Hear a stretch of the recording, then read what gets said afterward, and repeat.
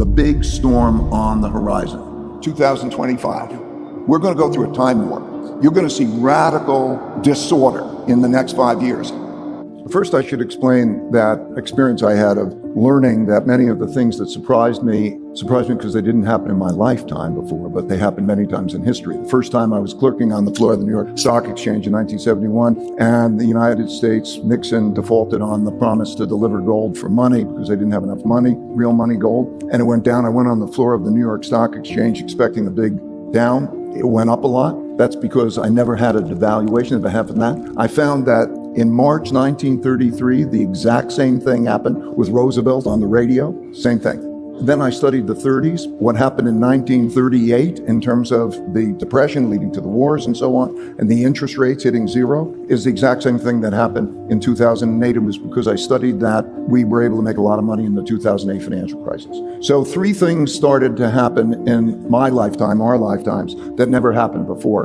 And I needed, therefore, to study them in history. The first is the amount of debt and money creation. Huge amounts of debt and money creation. Does that matter? What is the rise and decline of a reserve currency? How does that all work? I needed to see the cycles for that. The second was the amount of internal political conflict, in particular populism of the left and populism of the right. And a populist is a person who will not accept losing. They fight with their contingency, and that dysfunction and that lack of willingness to lose, and there's a dynamic that we're going on for that. And the third, of course, is the great power conflict. In other words, the rise of a comparable economic and military power in the form of China rising and competing with the United States, which is also changing that world order. Those 3 things never happened in my lifetime, but are big things that are affecting things. When I went back in history, I said I needed to study how these things work. Sometimes we overlook the really big things. So I went back and I studied that, and I saw that there were 2 others that had enormous impact. The 2 others were acts of nature, in particular drought, floods, and pandemics. And they killed more people, and they toppled more empires and changed more world orders than anything. And certainly, big issue. Now, number 5 is technological changes and how they evolve. So I needed to study those 5 forces. I saw that there's the cycle that repeats over for good cause-effect relationships. I don't believe in a cycle just because it repeats. I started to understand the cause-effect relationships. I studied the 10 most powerful empires of the last 500 years and the last 3 reserve currencies.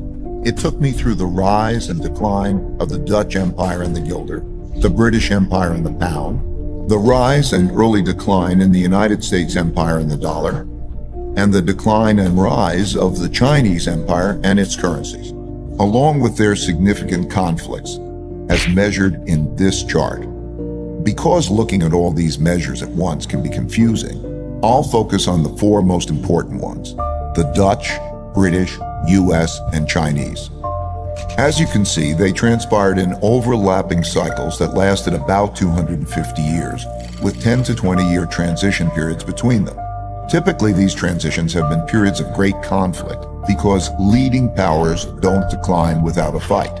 In this study, I used 8 metrics: education, inventiveness and technology development, competitiveness in global markets, economic output, share of world trade, military strength, the power of their financial center for capital markets, and the strength of their currency as a reserve currency. Because these powers are measurable, we can see how strong each country is now, was in the past, and whether they're rising or declining. By examining the sequences from many countries, we can see how a typical cycle transpires. Better education typically leads to increased innovation and technology development, and with a lag, the establishment of the currency as a reserve currency. You can also see that these forces then declined in a similar order, reinforcing each other's decline. In a nutshell, the big cycle typically begins after a major conflict, often a war, establishes the new leading power and the new world order. Because no one wants to challenge this power, a period of peace and prosperity typically follows.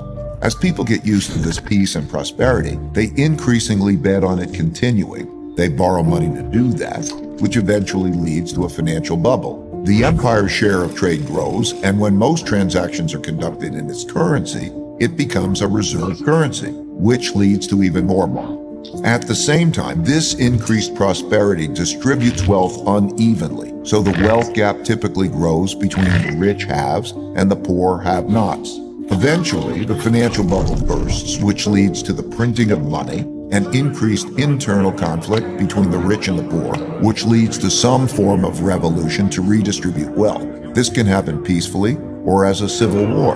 While the empire struggles with this internal conflict, its power diminishes relative to external rival powers on the rise. When a new rising power gets strong enough to compete with the dominant power that is having domestic breakdowns, external conflicts, most typically wars, take place.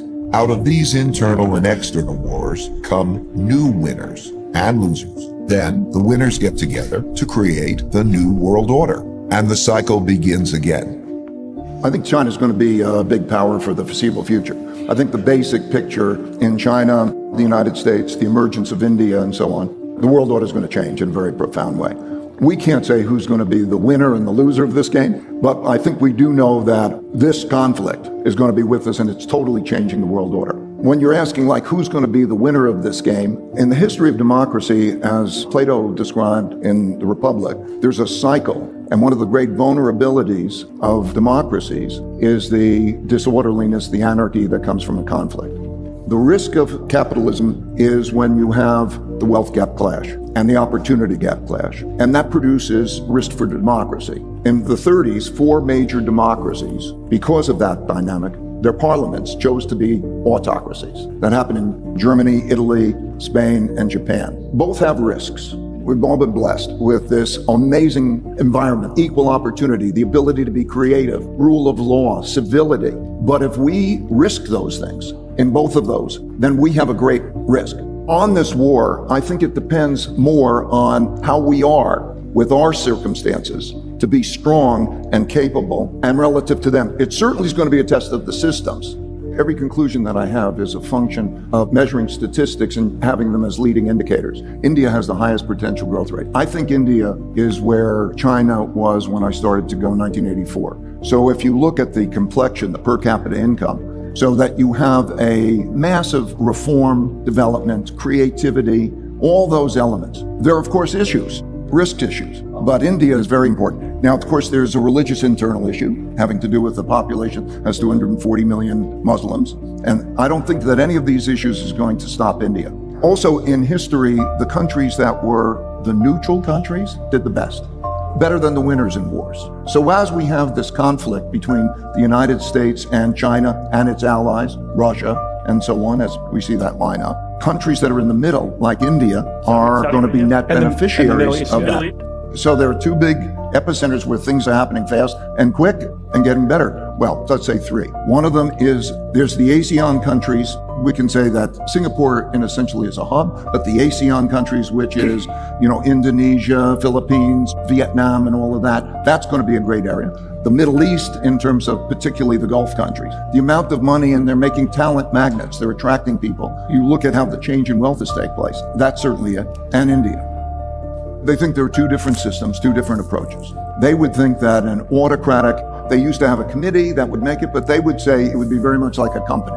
If you had a company, you have a board, you have the executive committee, and so on and so forth, and you make sure you get the leadership. And then they would say that the world should have a competition, and that throughout history, there are these competitions in all the various ways we talk about, and there's an emergence of that, and that there's an inevitability, and I think we say that there's an inevitability for a conflict, because there's a containment, and then there's a desire to expand. And it's like almost keeping a lid on a boiling pot. That's the type of situation. I can go on at length about the particulars of their thing. They have a very good historical perspective because their history has been literally 5,000 years. Like we think of ours. They remember the particulars, and all the leaders study that. And there is a cycle that they're very conscious about. So, for example, the big risk that they believe is instability. Xi says that the big storm on the horizon. He keeps referring to the big storm on the horizon. And that relates to the conflict in the world that we're talking about. But it also relates to the fact that they've got a debt problem. They have a debt restructuring problem. And their instinct through history, the learning of history, is that during such periods of time, internal conflict is a big threat. And therefore, autocracy, strong controls are the things to have.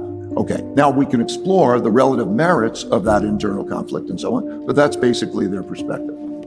Let me first deal with the productivity thing. Throughout history, productivity has been the greatest. And so if you take the 20s, we had the productivity, most inventions, most patents and so on in the 20s. You also had a debt problem, and you also had a wealth gap problem. I believe that in terms of the new technology, we're going to really see new technologies. Now, they can be used for weapons or they can be used for productivity, but we're going to have a reorganization of how are we going to redistribute the wealth and opportunities and so on. So if we come back, I think we just have to look at what are we fighting for now? What's going on? Of course, there's a fight over money. If you have a downturn, if you have a debt problem, and I think there's good reason to believe we will, we can get into that in a minute, but they fight over money and they fight over differences in values. In other words, the differences in values, like how do you educate your children? What is gender issues and education issues and those types of things? And so I think you're seeing those things to fight over. You're seeing plenty to fight over. And let's say we don't fight. Let's pray we don't fight. We need is to come together. But if, let's say, we don't fight, you're still going to have to deal with how do you redistribute not only money, but how do you redistribute opportunities? And that's going to take figuring it out. And there's going to be an argument over how they do that. No, I think this is really interesting because I think you're saying if you don't fight over the historic area battlefields, right? If we're not fighting over resources, we are going to fight over social issues or social constructs or social beliefs. But I'm also saying you're going to fight over resources. Like we have debt, and we'll operate as though it doesn't matter, and we'll continue to have the pile. If you look at history, and we can get into why it is not that goes on a while. And you can't continue to increase your living standards by borrowing more than you're spending. You can't keep accumulating your debt because it has to matter. So these types of things, as they build up, as the debt builds up, as the wealth gaps builds up, the values gaps build up, and then there's difference in reactions and controls.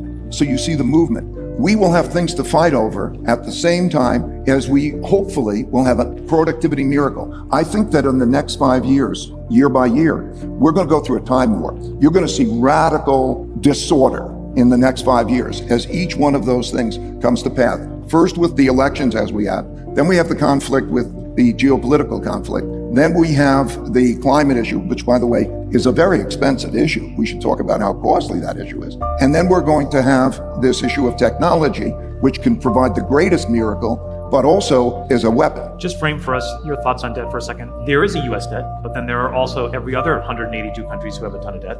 And so how do you think about debt to GDP relatively and in absolute terms? For any country, and quite often many countries, because they go through the cycle together, as they did in the 30s, what happens is debt rises relative to incomes. And what that means mechanistically is that debt service payments rise relative to incomes. And so it squeezes out consumption as compounds. What happens is there's a realization that they have to print money. So I think you're going to see in the next downturn another move to print money. There are certain things that are going on now that means that the big risk comes when they don't want to hold those bonds anymore. Okay, because the supply demand, think about that supply demand. It has a deficit. It has to borrow. And so it sells its bonds. Who are the buyers of the bonds? Why do they buy? The buyers of the bonds buy because there's an attractive return. Not only do you have to sell those amounts of bonds, but when they start to realize that I'm not getting good returns on those bonds, they can sell those bonds. There are $31 trillion of bonds. What would they own instead? They always own tangible things, and those things can also be, it could be equities, it could be many other things. It could be gold. Gold has always been accepted as a money because there's a saying, gold is the only asset you can have that, not somebody else's liability. In other words, They're dependent on getting paid. Right. You can have that at intrinsic value, and for a long period of time, it's been valued and you can move it between countries. But also, different countries prosper. So you'll see the countries, some of the countries that we mentioned, they will prosper through that. The United States made most of its money because it didn't enter the war. It was before, on World War II and World War I, the United States became the richest country because of the money it made before it entered the war. So those countries will prosper, and in those countries, then certain real estate will profit, hard assets. But where you have that is very, very important. There's a huge wealth gap, and the nature of our economy is producing this, so I can rattle off a bunch of statistics. What happened, as happens in these cycles, is that when you have the type of situation we have, the government will take on the debt and it'll send out the money. So the mechanics of that were that there was more checks and more money sent than there was loss of income by a lot. So a lot of money went out. And as a result of that, The financial conditions of the household sector improved, generally speaking, while the financial conditions of the government sector, the government got into a lot more debt. That's very classic at the end of the cycle. Because there's an imbalance between demand and purchases of bonds, there's the central bank buying those bonds, that monetization. So now that's what the wealth gap looks like. That also creates more of the inflation. The late 20s in the United States is such a classic example. We had more innovations, more all of these cycles. If I was to go back to the Industrial Revolution, late 1800s, and then you turn, when there's a lot of debt and a big wealth gap, and you have the Panic of 1907, boom, you have this internal conflict, and you had the First World War. In the 20s, you had the same kind of late 20s. It was an era of great inventiveness. The other things matter. So just because we're really great at innovation isn't going to save us if all these other things are broken. It's a wonderful thing, but ultimately, we as a society, in aggregate, are spending a lot more money than we're earning. So if we're doing such a good job on that technology, why is that happening? Okay, so now when you look at the debt, do you want to own the debt? Do you want to own that? When those who don't want to own it, then you have a financial problem. And populism, that's a dangerous combination at the same time as you have an external. So it's a very risky, and then also at the same time that that's happening, they'll win at all costs. They won't compromise. They will win. They will fight for that side and win. And that everything needs to be reformed. I'm not against capitalism, but it needs to be reformed. And part of the big problem, just analytically, mechanically, is that the profit system alone does not direct resources adequately. Let's say if we take climate, for example. There are costs, terrible costs that come from climate. It's not built into the system. Education. Look at the gaps in education. State government controls education. Then you get to the town. At the town level, it's the town that controls the education, how much they pay. And so then you create wealth gaps with rich people being able to take care of their kids in a way that other people can't take care of their kids. And that creates an opportunity gap. That's a structural problem. There are pre-existing conditions that represent challenges. So, for example, the amount of debt that we're in, it represents a challenge. There are a lot of these challenges, but it is not inevitable. We're going to have an interesting 2 years. We're going to have an interesting China-US relations. We're going to have an interesting financial conflict, and we're going to have radical technology changes, plus climate's going to be an issue. In 2008, he sounded the alarm about the impending financial crisis, and now he's warning about something even more important. Well, there's a supply-demand, When there's a lot of debt, it has to be sold, and there is not enough buyers for that debt. And when that happens, bad things happen, like interest rates go up and the economy goes down. So you got to get that down to about 3% of GDP. What is it now? It's six and a half. 2025 holds monumental change. We enter a period of profound upheaval. Over the next 5 years, we'll witness chaos of a magnitude unseen since the last 100 years. I am not exaggerating. The next 5 years will be different, and here's why. You see, recently I was struck. As a clerk on the New York Stock Exchange floor back in 1971, President Nixon left the gold standard because America lacked enough gold to back its dollar. Since then, the dollar has fallen 95% against gold. Then I thought, this must be unique to my lifetime, but studying history proved otherwise. For instance, did you know Roosevelt also dropped the gold standard in 1933? I went deeper into history and discovered 3 things that shocked me.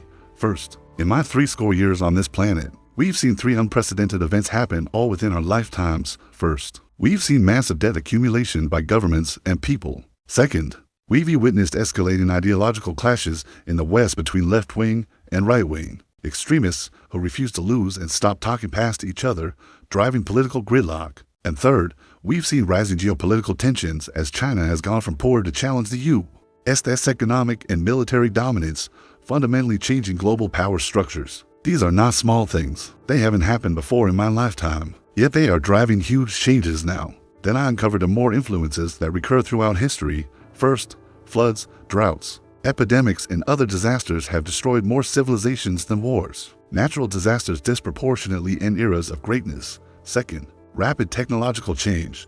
Now we're facing extraordinary disruption from AI, biotechnology, and more. These 5 drivers weave a pattern throughout history, not by chance, but through logical cause and effect links. So I studied the 10 dominant empires over the past 500 years and the past 3 global currencies. As the Dutch guilder era ended, gave way to the British pound, then America's dollar, which peaked and faded only to be challenged by China's renminbi. through rivals and rising powers, all into 150-year cycles every 10 to 20 years. There are fierce battles as fading powers resist decline. How do I know this? Because I tracked 8 metrics for each empire. Education levels, innovation rates, how competitive their markets are, how big their GDP is, how dominant they trade, how powerful their military is, where they stand as a financial center, and how strong their currency is. What I found fascinated me. Typically, higher learning leads to more creativity and tech progress, later establishing currency supremacy, but declines follow in reverse, amplifying weaknesses. In simple terms, these cycles begin after major wars that install a new hegemon and world order. Peace brings prosperity, encouraging borrowing and bubbles. Trade booms raise the currency, but inequality widens between elites and masses. Bubbles burst.